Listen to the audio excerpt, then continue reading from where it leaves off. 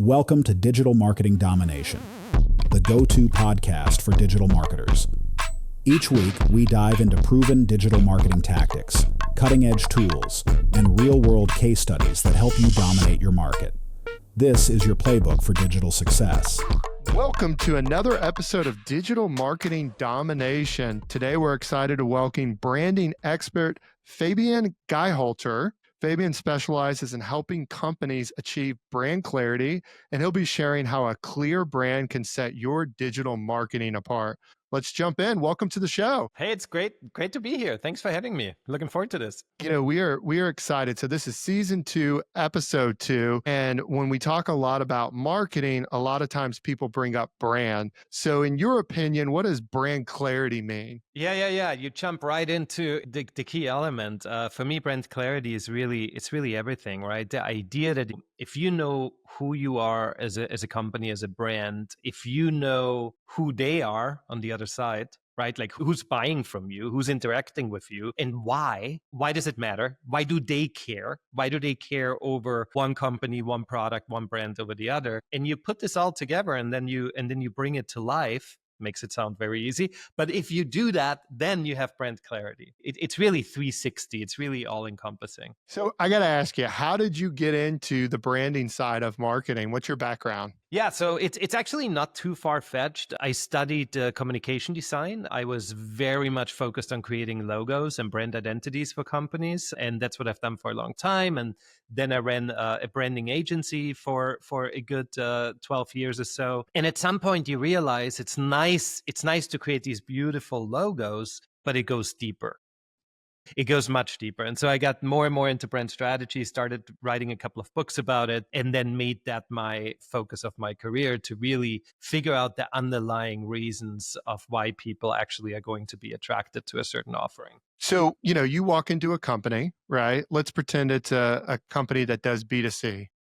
How do you help these clients clarify and build their brand? Like, are there specific steps that you take them through? Walk us through your process. Yeah, a lot of it has to do what stage they're at, right? I mean, if it's a B2C company and they're a new company, right, they need everything from scratch, from the name to the identity to the look and feel to their entire brand aura, right? Like what is the voice, right? What is all of that? If it's an existing company that says, look, we have a change in leadership, or we just acquired a couple of other companies, or our offering changed, or we're suddenly going from B2B to B2C, or the other way around, then of course the process is a little bit different, where it goes a little bit deeper. But usually where I start is with a workshop that's 8 hours. It's like literally a full day with every single leader of the company in the room, not more than 8, like 8 or 9, right? But really to have it come from within, so that basically the brand is built from within and not by a consultant or by an agency.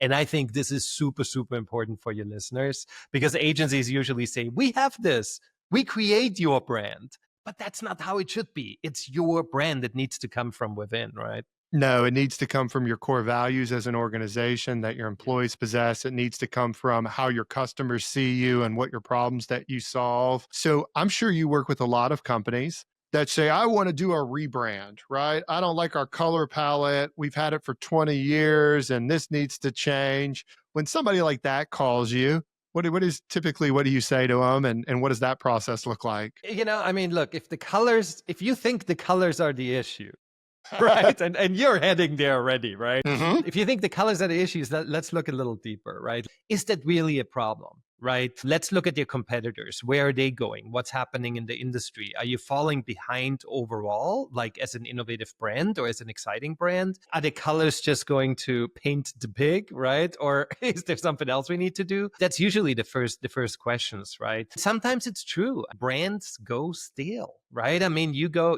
through the supermarket, right? You go online on Amazon, things stand out and others don't, right?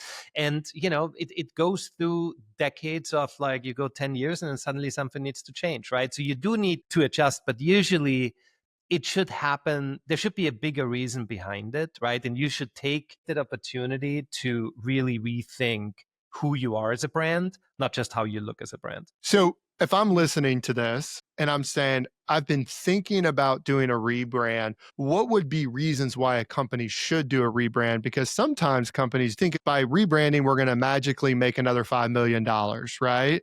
Yeah. Or this is going to solve all the problems. What would be some good examples that a company should do a brand refresh or rebrand? Well, and I mean, it could make you $5 million extra, and it could solve all your problems, right? If it's done in an intrinsic and deep strategic manner, right? Where it literally goes all the way to like, what are the offerings you have, right? And does that still connect with your audience, et cetera, et cetera? I mean, look, the real reasons for a rebrand are usually because the company changes, right? And so the company transforms. And what does that mean? That means the leadership changes. That means mergers and acquisitions.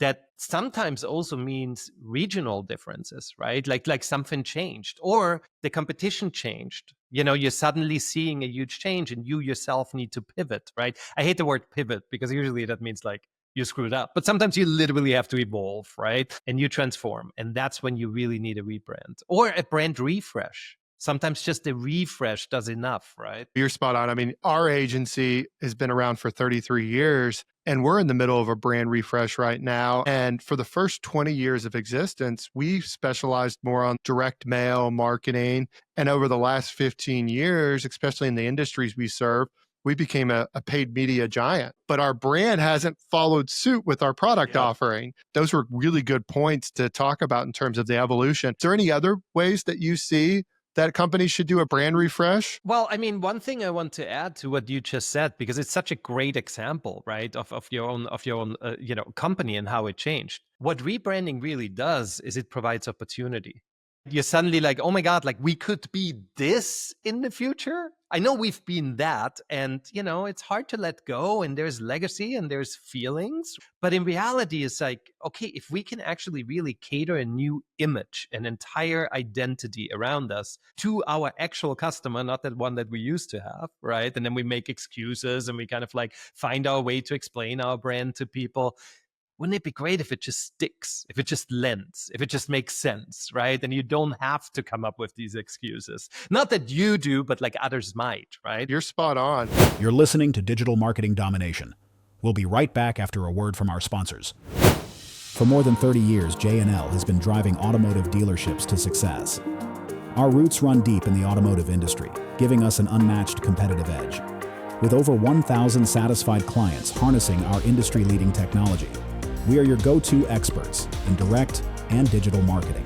Partner with J&L and drive your dealership forward. J&L Marketing, where experience meets innovation. So what would you say would be mistakes that companies make when defining their brand? I think the biggest mistake I already hinted at is when you let an agency come in and do the work for you.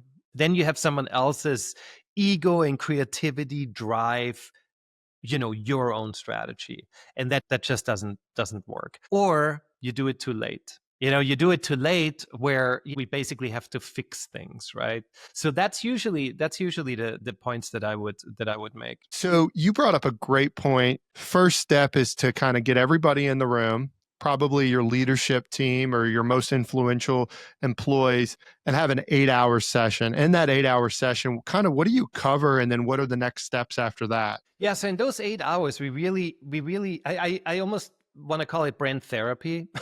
We're all sitting together and we really look deep inside. Where are we now? Where do we want to go? What are the strategies? What is the positioning, right? It's like the who, the what, the why. We go into core values even, and we look at competitors and we look at where can you stand out? Where's the white space, right? And do we have a story to tell there, right? And so really in 8 hours, you can do months of work when you have a very focused process that you can go through. And people are always surprised when they come out of this because they're like, oh my God, we're totally set. We know where we want to go now. Let's go. You do your work, right? And that's literally what everyone on the team wants to hear. That's what the client wants to say, and that's what we want to hear. And then we're all on the same page moving forward. And it makes a lot of sense to start it that way always. So I'm a member of Vistage. You might be familiar with Vistage or YPO. And, we've been an EOS company since 2015. And I don't know if you're familiar with EOS and Traction, the book.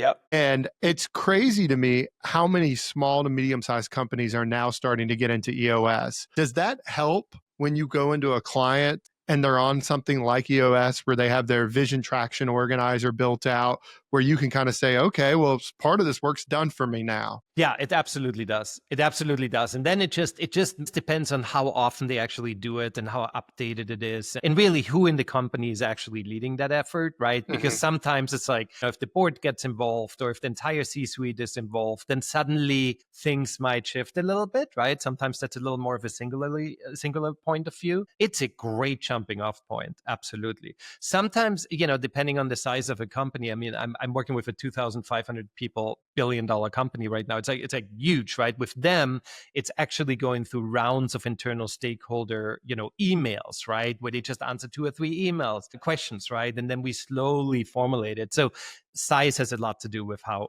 you actually go into a company too. When you're looking at brand clarity, how much do you rely on gathering information from their clients, their customers, people that do business with them? I do. The reason why I look so tired now is because I'm just doing that right now with like clients in Singapore in the evening and then early morning Germany, right? It is super important because even if you talk to 10 people in a company and they're all saying that that perfect universal answer to the question, you talk to clients and some are like, no, I don't see them like that at all, actually, right? Or their brand doesn't mean anything to me.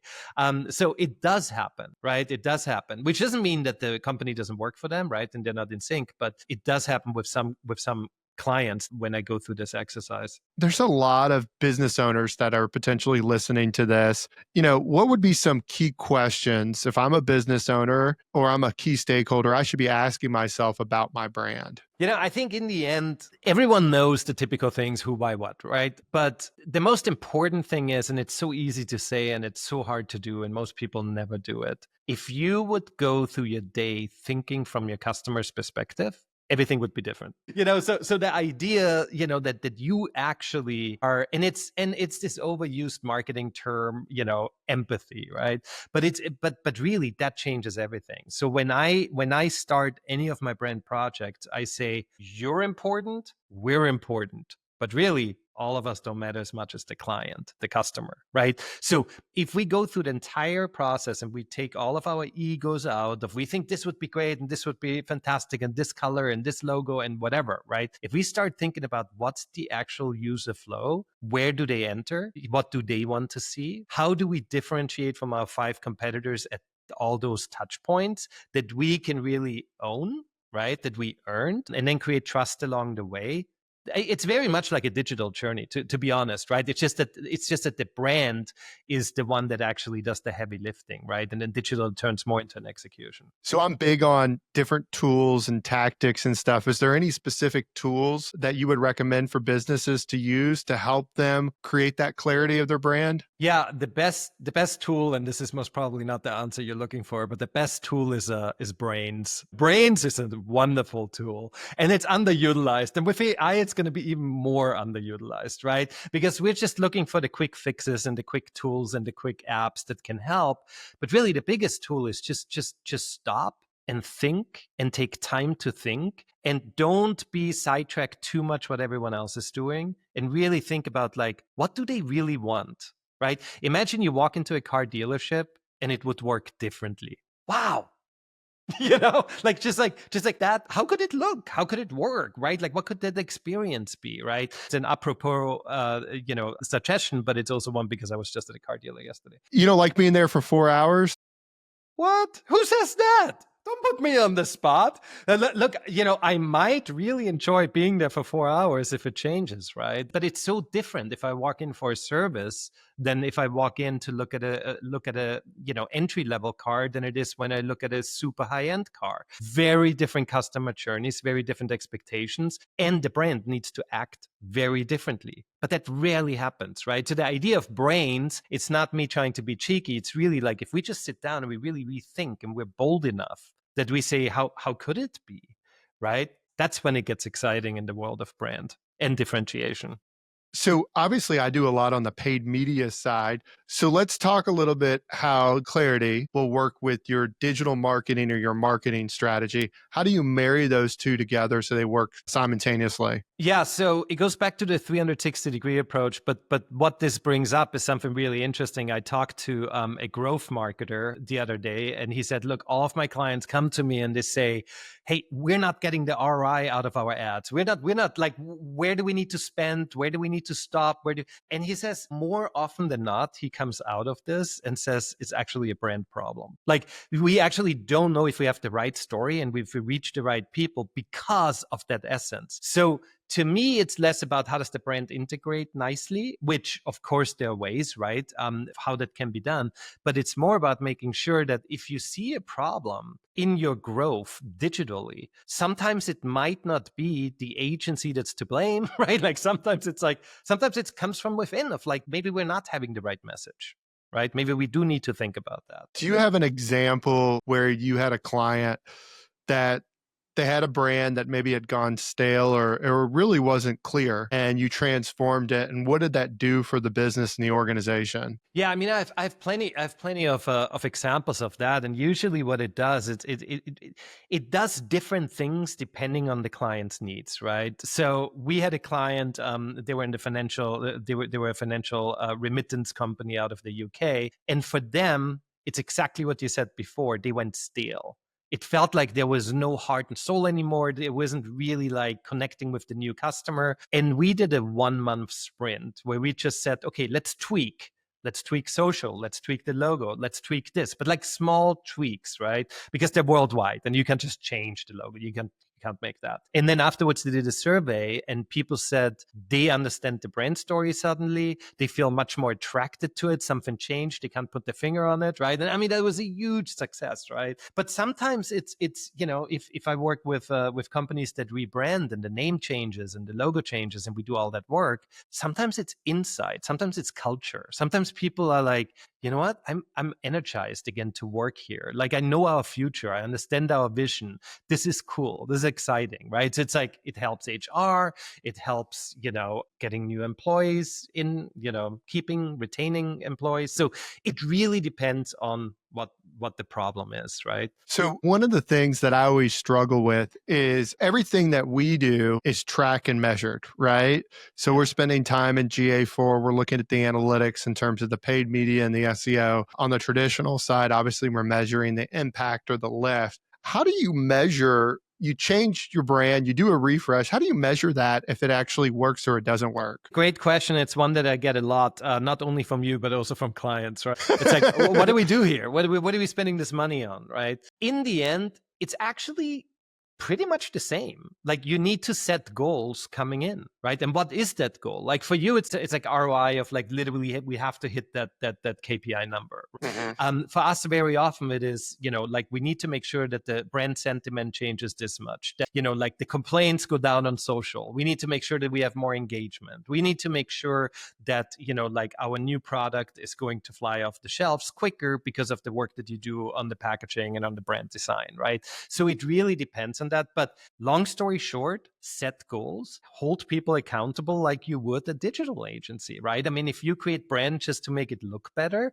that's most probably not going to yield much results. But if you do it strategically and you really say, look, we do this because our sales need to increase, or we need to enter the market in Europe, or we need to do without, any hiccups. Like those are things you can usually measure quite nicely. But brand is this weird thing where people are like, oh, it's esoteric. It's so long-term. It's really like, it's not showing any results. Well, hold us accountable, right? Like, I think that's really the best way of doing it. Right. Sometimes people measure it. Well, our CMO liked it or our CEO liked it, right? So then we're going to roll it out. That's the worst. You shall not measure it by that. Yeah. All right. So if I'm a business and I set up these goals, I did my branding refresh. What's the timeline that you would say? Would it be 90 days? Would it be 6 months? Or would it be 1 year? What do you typically recommend? So it's, and look, I hate to be the person who's like, it depends, right? It does depend, right? So if you're a startup and you come to me and you say, look, we have a deadline in 2 months. We need everything from the name to the logo to the design to like our vision, our mission. Are like, can we do this? I'm like, you're a startup. You have no legacy, right? There's nothing where we have to dive deep. You don't have a board to report to, right? You don't have like thousands of employees. We can do it in 2 months. Absolutely. I'm flying to you right now. We're going to do a workshop. We're on the way, right? And then, of course, you deal with Fortune 500s and things change a little bit. Yes, you can still do the workshop, but after the workshop, it takes 2 months to hear back after the board has seen all that. You know how that works, right? So it's basically, depending on the size of your business, usually I would say 3 months is a really good approach, which doesn't mean in 3 months everything will be implemented. The brand will have changed on paper, basically, right? Like we will have everything, all the assets, the new strategy, and then you have to go and start implementing, which depending on your vehicles of communication, right? May it be a super deep site, or may it be like 50 pages, or may it be a trade show, or, like once doing the rollout. That really depends on the type of company you are and how many sub-brands you have, et cetera, et cetera. You're listening to Digital Marketing Domination. We'll be right back after a word from our sponsors. Are you tired of generic marketing strategies that don't deliver results? At J&L Marketing, we're not your average agency. Our unique approach and deep data insights set us apart.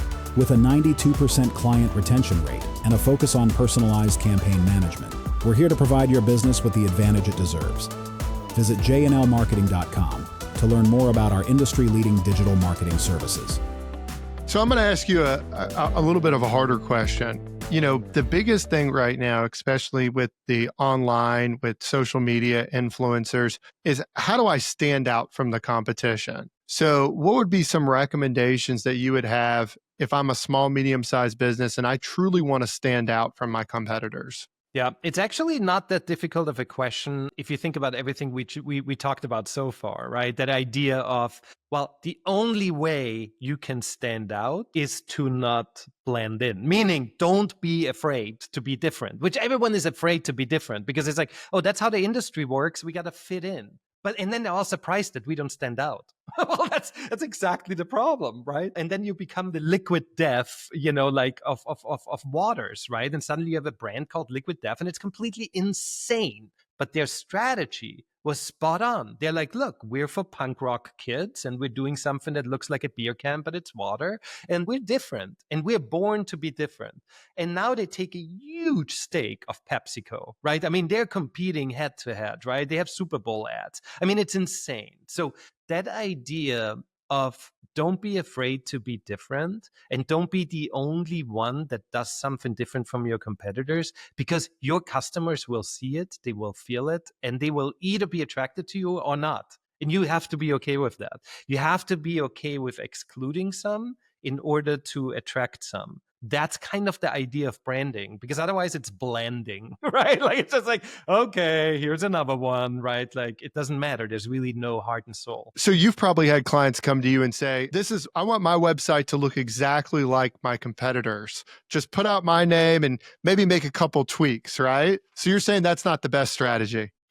We're joking about this, but just imagine with all the online tools with AI right now of generate your website in 2 seconds. This is reality, right? They wouldn't call me anymore. And I'm glad, because I wouldn't really pick up or stay too long on the phone with them, because like that's really not the idea. But there's really a huge opportunity, because everything is going to start looking and sounding much more alike because of AI and because of the tools, right? And so you have to really think about like, wait, take a step back. If everyone else is going this direction, maybe we should actually really, and that's why that brain idea, right? It's like you have to, like if we actually get together for a day and we think about this, that's huge. Everyone else just hits buttons, right? And says, oh yeah, I feed AI something else is going to come out on the other side. Not that AI isn't extremely useful for content, right? But if it doesn't come from the differentiated platform, right? It has to have that jumping off point where you already are differentiated. How do you use AI? I use AI mainly to ideate, right? Or to like find out like certain competitive advantages of certain clients. I talk with very quick kind of lowdowns, right? On an industry. If I get on a call with someone who's in a very specific niche industry,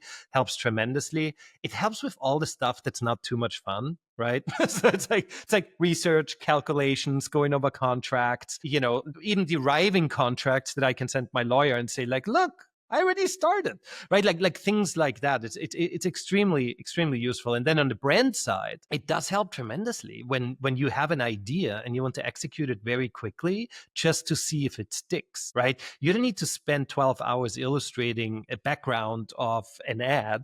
You can just say, do that background. I just want to see if I even like that vision, and then you actually go back once you have the winning idea to create that, right?